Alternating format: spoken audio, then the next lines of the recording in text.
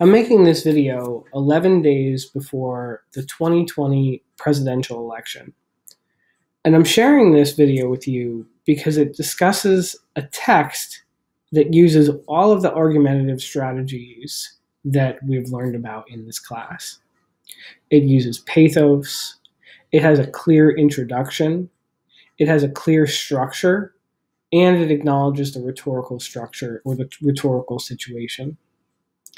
I make this video not to suggest that you should agree with the authors or to suggest any partisanship or bias towards Donald Trump, against Donald Trump, or towards Joe Biden or against Joe Biden, but simply because this is an excellent example of an argumentative text that acknowledges rhetorical situation.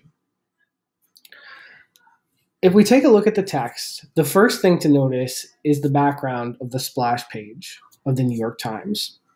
The background is dark. There are some sort of decaying flowers in the background. And then we have these large bolded words: corruption, anger, chaos, incompetence, lies, and decay.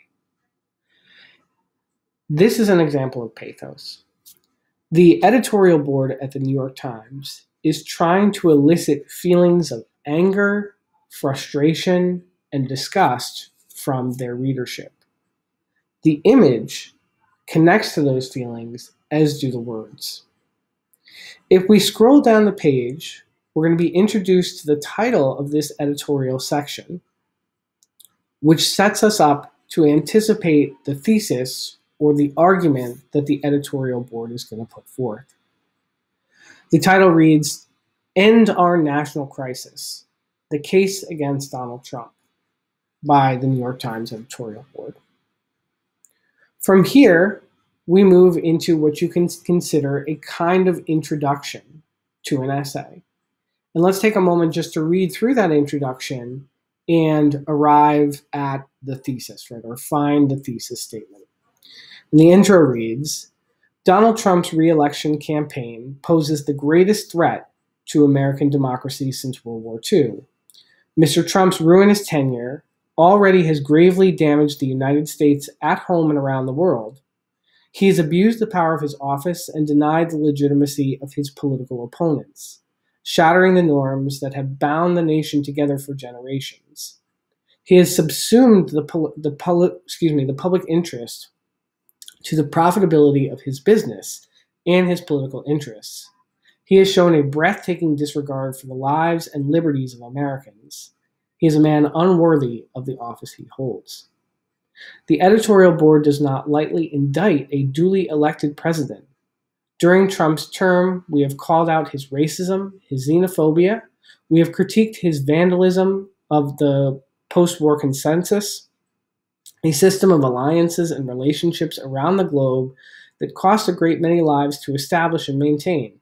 We have again and again deplored his divisive rhetoric and his malicious attacks on fellow Americans.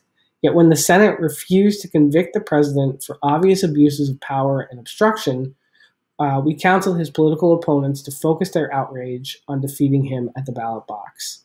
November 3rd can be a turning point. This is an election about the country's future and what path its citizens wish to choose." Okay, so we have rhetorical situation all over the place. We have a hook, which comes in the first sentence. I would also say the image that comes above the introduction is also part of a hook.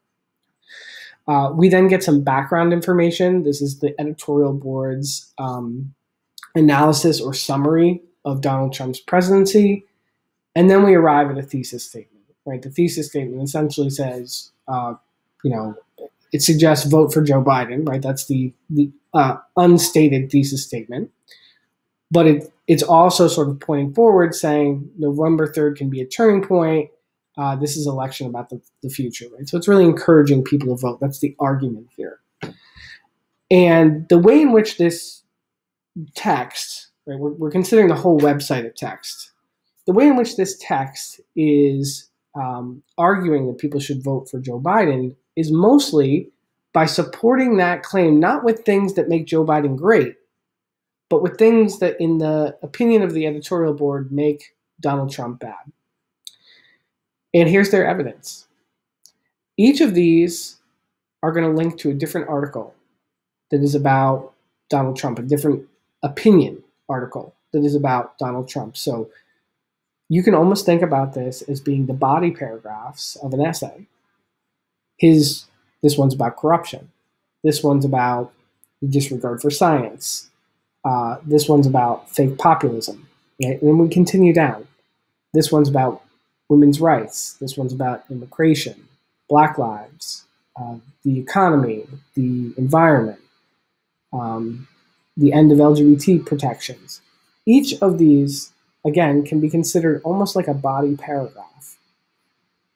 And I just wanted to share this with the class, again, not because I'm trying to suggest that somebody should vote for Trump or for Biden, but just because this is an absolutely beautiful example of a text that is blending ethos, pathos, and logos, an acknowledgement of a rhetorical situation, a very clear and strong position on a controversial issue, right? Who should you vote for?